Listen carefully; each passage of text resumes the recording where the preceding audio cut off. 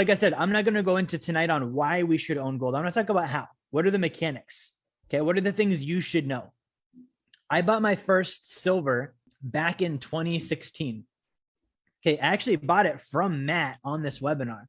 Okay, from Mint Builder. Back then it was called a different company, but that's where I bought my first silver.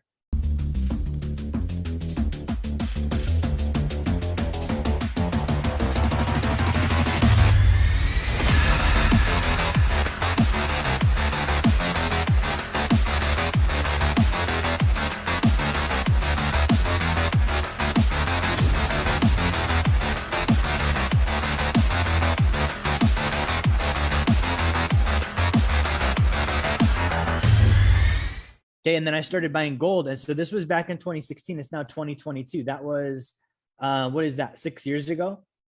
Right? So I've been buying gold and silver for 6 years. Now, when I first started buying it, one of the things that I was confused about is what should I be buying? Okay, and I'm going to sketch some of these things out tonight.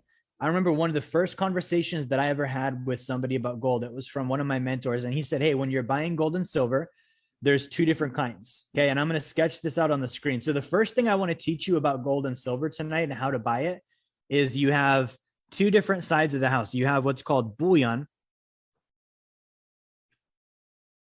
and you have what's called numismatic. Numismatic. Okay. Now, one of my mentors, when I first started, he told me one of the most helpful things in the world. He said, there's a difference. There's this stuff called bullion and there's this stuff called numismatic. Okay. He said, numismatic is gold and silver in the form of art. Okay. Collectible coins, commemorative pieces, things that are rare and they have a value to them, not just the gold and silver, but the art value of them. Right. So there's like the collectors. And he said, then there's also bullion. This is literally just pure metal.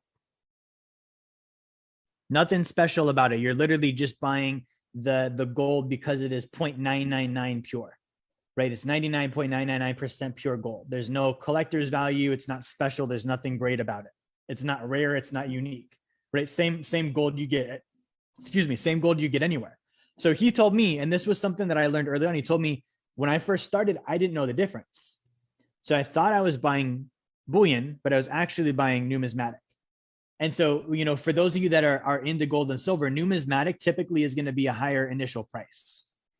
Okay, and the reason why is you're paying for not only the bullion, you're paying also for the significance of the art, right? For the significance of it, for the rarity of it, right? Whatever those unique factors are that make it commemorative or a collector's item.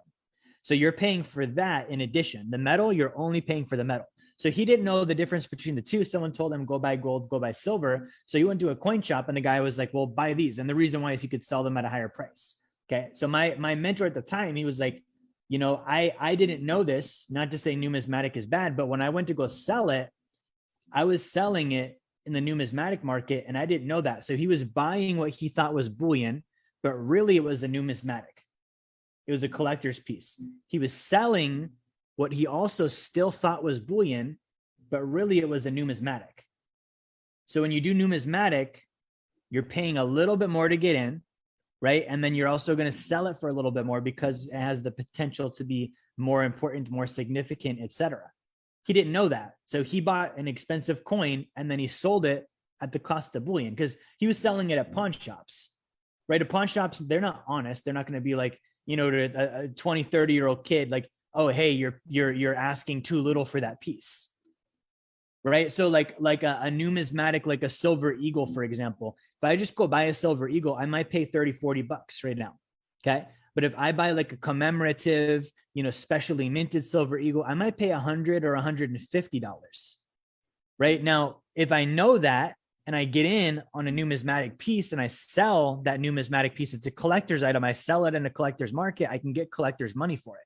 But if I take that numismatic, that collector's piece, and I sell that on a bullion market, they're going to pay me the 30, 40 bucks.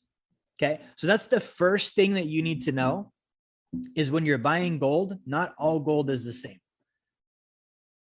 If you're wondering, what does Wealth Dynamics do? How can we actually help you? Number one, if you haven't gotten a copy of my book, Blueprint to Financial Freedom, grab one now. You can get that down in the comments in the video. You can get the link for that. Number two, we do a free course on Fridays on personal finance. hey, you can also get the link for the description there too. And then finally, if you have a desire to start getting help walking through these different phases toward financial freedom, book a call with my team. Go to our website, set up a call. We're able to help out and answer questions.